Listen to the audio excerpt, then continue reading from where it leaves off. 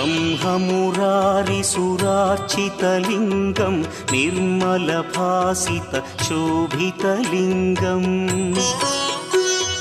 जन्मजदुःखविनाशकलिङ्गं तत्प्रणमामि सदा शिवलिङ्गम् देवमुनिप्रवरार्चितलिङ्गं कामदहन करुणाकरलिङ्गम् रावणदर्पविनाशकलिङ्गं तत्प्रणमामि सदा शिवलिङ्गम्